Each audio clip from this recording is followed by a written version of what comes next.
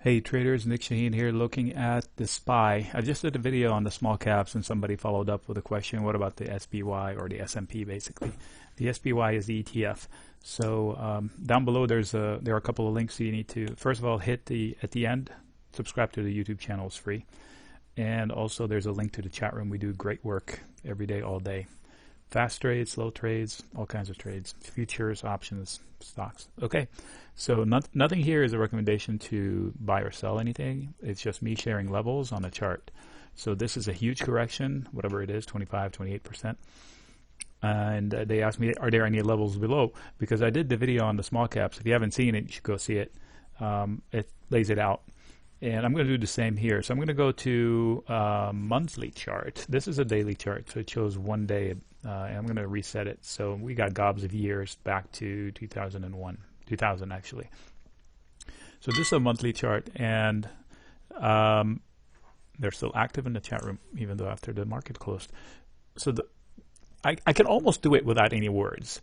And if you get my letters every day, then you're going to recognize some of these levels. First of all, we have a pattern in danger. And this is it. It's a long-term pattern, about 10 years.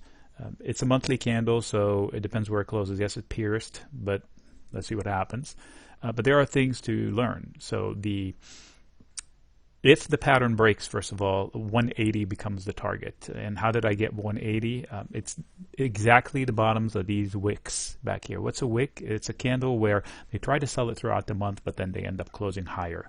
Red or green, it doesn't matter. So it just means that market doesn't like it. Nope, nope, nope. So they go jump off of it. But usually it's a roof before that. So it was support, resistance, and then they finally support.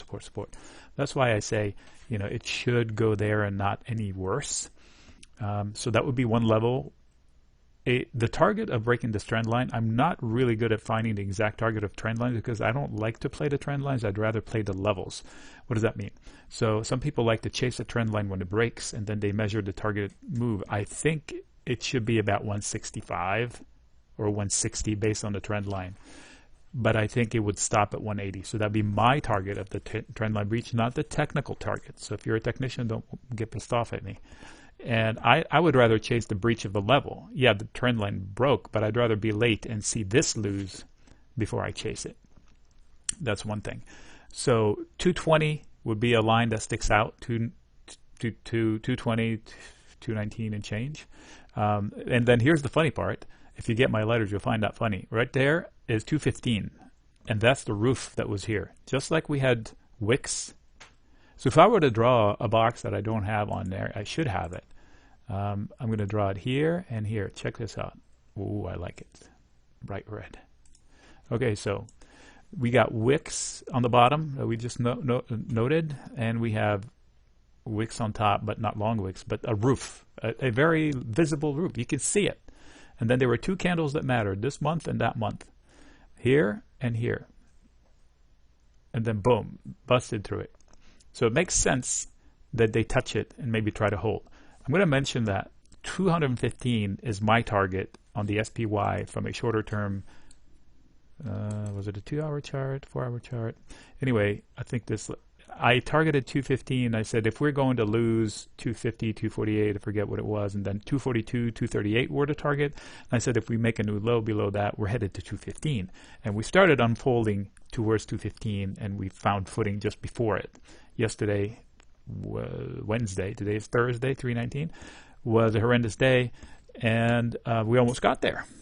So if this trend lower, I don't think Friday is going to be an up day. I know it's a triple witching or quad witching day, so anything can happen, but I think they're going to sell going into the weekend because the reports over the weekend there's going to be a whole bunch of new dead people in the United States and a whole way more new infected people because the data's just starting to come in.